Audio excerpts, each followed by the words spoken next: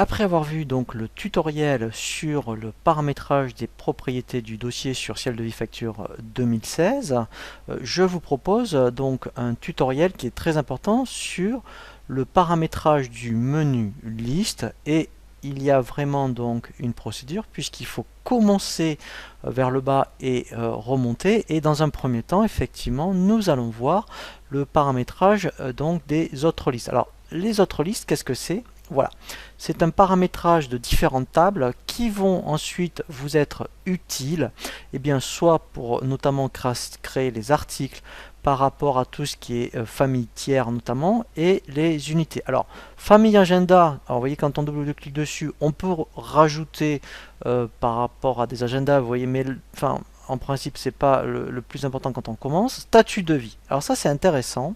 Donc vous verrez que quand vous allez créer des devis, eh bien, donc vous avez différents statuts, mais vous pouvez en rajouter. C'est-à-dire que vous avez un devis, par exemple, grâce à des apporteurs d'affaires ou à des appels d'offres, eh bien, vous faites créer, et là, vous appelez appel d'offres, voilà, et comme ça, au moins, il va se rajouter dans la liste, et si un jour vous avez un devis suite à des appels d'offres, vous pourrez le savoir. Donc ça, c'est intéressant, puisque l'on peut rajouter autant de statuts que l'on veut pour faire des statistiques ensuite, eh bien, en fonction des devis ou des affaires que vous avez eues. Donc ça, c'est pour les statuts de vie. Les unités, ça c'est très important, c'est les unités de vente. Alors il y en a donc déjà programmées par défaut, mais vous pouvez donc en rajouter. Donc par exemple, vous voyez, vous êtes un prestataire de service et vous faites des forfaits à la journée, vous pourriez très bien créer ici, par exemple, forfait. Voilà. Ensuite, donc, alors ça c'est par rapport à tout ce qui est éco-participation. Donc ça on y reviendra. Donc il y a déjà des familles qui sont paramétrées, et en fonction de votre activité, eh bien vous pouvez créer donc d'autres familles. Ensuite les familles d'articles. Donc ça c'est très important. Donc là c'est normal, il n'y en a pas. Ça va être très intéressant par rapport ensuite à votre statistique de chiffre d'affaires. Alors je vais prendre un exemple, donc là mettons, je fais des formations sur Ciel, et bien dans les familles d'articles, si je fais créer, ça pourrait être, admettons, tout ce qui est Ciel gestion commerciale. Voilà. Après, je pourrais avoir Ciel paye. Voilà.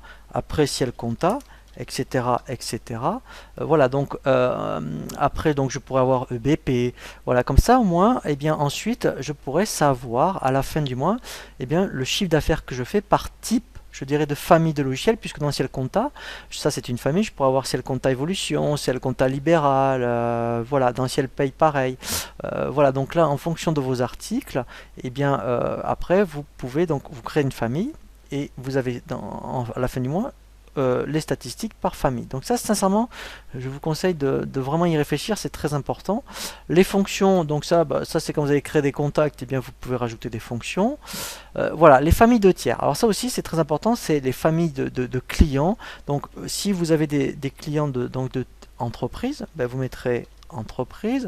Après, si vous avez des associations, voilà, vous pourrez mettre, voilà. Après, vous pourrez mettre particulier, etc.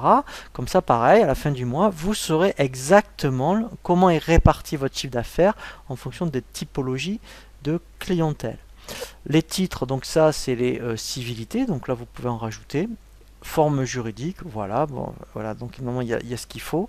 Et après la monnaie, voilà, donc là il y a, voilà, voilà, donc ça, voilà, hein, c'est la première étape, donc dans autre liste, de paramétrer déjà différentes tables. Ensuite, effectivement, alors pour l'instant, éco-participation, je le mets de côté. Les taux de TVA. Alors normalement, ils sont déjà paramétrés, mais ce qui est important, c'est les postes de TVA que vous utilisez.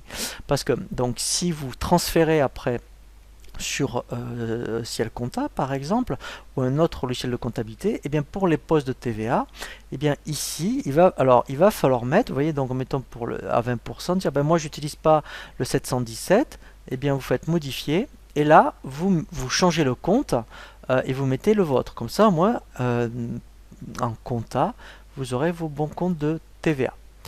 Ensuite, tout ce qui va concerner les modes de paiement. Donc là, les modes de paiement, il y en a déjà quelques-uns de prévus.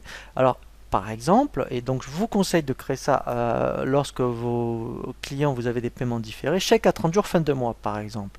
Bien, vous faites créer, alors je mets C pour chèque, je vais mettre 30 FM pour chèque à 30 jours fin de mois, et ici je vais mettre chèque à, alors ça c'est très important aussi parce que ça apparaît sur la facture, donc il faut bien le taper fin de mois. Voilà, donc ça sera bien chèque. Vous pouvez aussi déjà affecter un poste de trésorerie. Voilà, donc ça on reviendra sur ces notions. Et très important, c'est ici où on va dire l'échéance. Donc 30 jours fin de mois. Alors là vous avez 30, donc là c'est 30 jours net. Mais sinon vous auriez, vous voyez, alors là c'est 30 jours fin de mois, excusez-moi. Sinon vous pouvez mettre ici 30 jours net, 30 jours fin de mois le 10, enfin vous voyez, etc.